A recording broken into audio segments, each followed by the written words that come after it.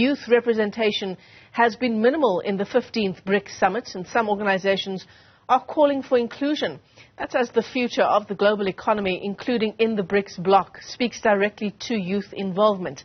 Let's take you live to Sandton this morning. That's where we find our business anchor, Tumisang Ndlovu. Tumisang, what are youth organizations saying about their involvement in economic plans?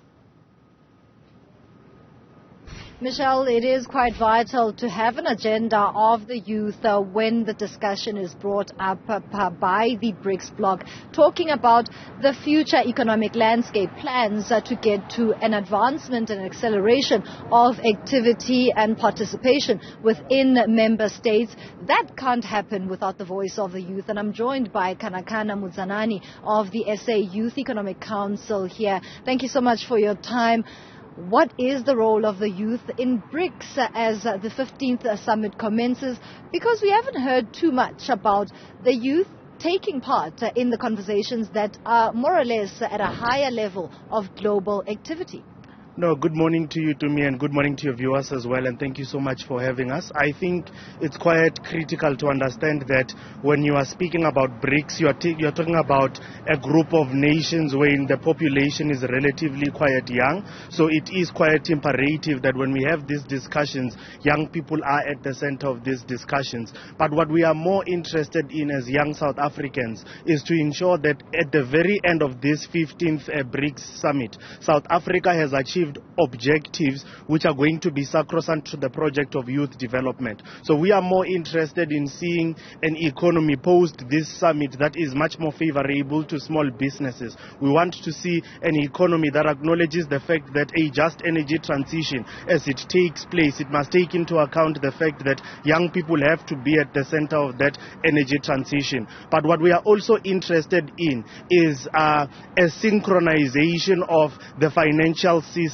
particularly amongst these 5 member states, so that we can develop one system which is much more favorable not only to small businesses but to young people as a whole. So there are indeed quite a number of objectives that we hope to see South Africa achieving post this summit. But I think it's also important to understand that when we are talking about BRICS, we are talking about a bloc that accounts for at least 42% of the global population. That's number one. Number two, 26% of the global GDP. And then you are also looking at 18% of global exports. So we are not just talking about any bloc, but we are talking about a bloc of the global south that has understood that it's got quite a lot of power outside of economic power, and to attain that form of economic power there has to be at least a coherence in terms of working together to create an alternative global system. And we appreciate the fact that South Africa is a host nation at a much more critical time than ever in history, and it would be unfortunate if we do not realize that and take advantage of it. And to me, it's also important to outline to our viewers that as we are speaking about the just energy transition, a number of the critical minerals that are required for us to transition are actually over 60%, are actually concentrated in 3 countries that are participating member states in the BRICS bloc, and that is China, South Africa, as well as Russia. So it is quite imperative that we take advantage of these things and we make sure that as we create an alternative, that is just to our people, wherein small businesses can thrive and benefit. But more than anything, we also want to see the agenda of young people being incorporated, which is where the issue of skills development and exchange programs amongst these member states is quite an imperative discussion. And it's quite sad that we have not seen the Department of Higher Education and Training much more active and much more leading in these discussions. But we do hope that post the summit, at least that issue is addressed and it's at the center of everything, because without skills development, you will be unable to industrialize your economy. And if we don't industrialize South Africa in a period where at least over 75% of our deposits, mineral deposits, are contributing towards the just energy transition, we are consistently going to be in a position where we are going to export our raw materials, and then we are only going to consume value-added finished products that were processed outside. So we have to encourage skills development. We have to industrialize our economy so that we grow it, and we are at the center of this just energy transition, not as consumers, but as producers of raw materials, and then processing those raw materials to finished products.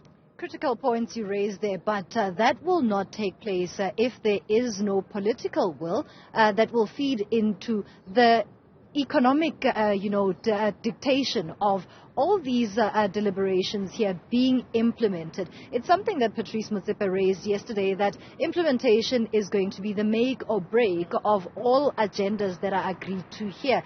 Are you positive in sentiment as, a representative of the South African youth that we will start seeing the ball rolling? It's the 15th of this kind of summit, and the ordinary South African may argue and say, I don't see the value.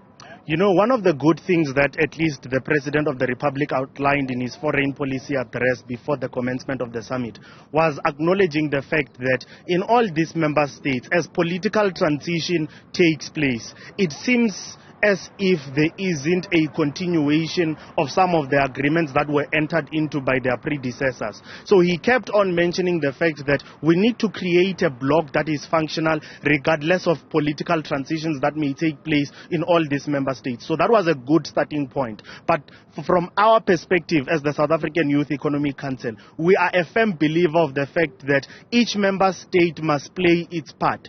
And we must be honest that South Africa, at least at this moment, it has failed to play its part, not only on behalf of the South African citizen or the South African community, but the African community as a whole, which is why you are also beginning to see, at least in the continent, an interest from other countries to actually be part of the bloc.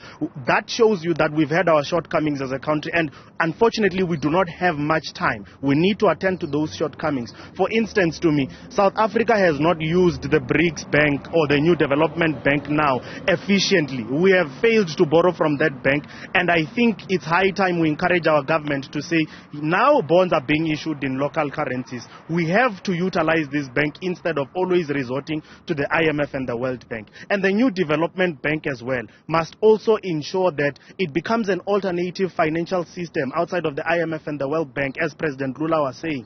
We have to at least be seeing much more favorable interest rates, particularly to participating member states when it comes to these things, if we are also going to encourage at least participation from our member states.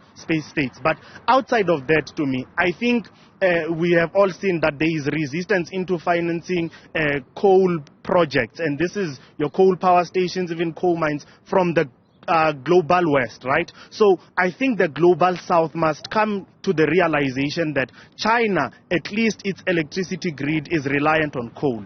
India is reliant on coal. South Africa is reliant on coal. And what we need to see amongst these states is to say, as we transition, we also need to take into account that at least our electricity grid is reliant on coal. So we've got to make sure that the New Development Bank, at the very least, it supports the coal projects that are still taking place in these countries. That will play a critical role in financing the transition, because what is currently happening globally is that the lack of interest from the financial space to finance coal projects is now creating an electricity crisis or an energy catastrophe amongst countries that are member states within the BRICS bloc. So the New Development Bank, at the center of that, it must take into account that it has to finance a lot of energy projects in some of its member states, because without a supply of electricity that is guaranteed, you cannot run an economy. But more than anything, as young people of South Africa, we are happy to be hosting the BRICS Summit. We are fully behind the political leadership, but we also want to say to them, they need to take advantage of this conference. They need to understand that South Africa needs BRICS more than anything.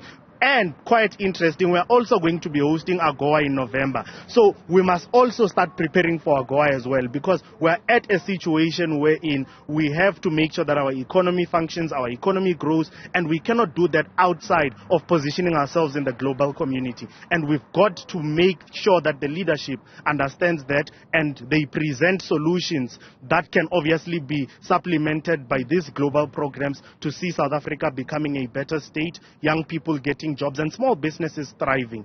Another important thing, BRICS is a market that South Africa needs to access, not only on behalf of ourselves, but on behalf of the whole continent as well. We need to make use of BRICS, and we need to make sure that businesses, big businesses and small businesses, are at least guaranteed an access to that market. And that's how we are going to stimulate our economy. There you have it, the voice of the SA Youth Economic Council right here on day 2 of the 15th BRICS Summit. Much of the conversations will center around representation of young people in line with the agendas of this year's summit. Tumisang Ndlovu live to us there in Sandton with all things BRICS Summit 2023. Tumisang, thanks very much indeed.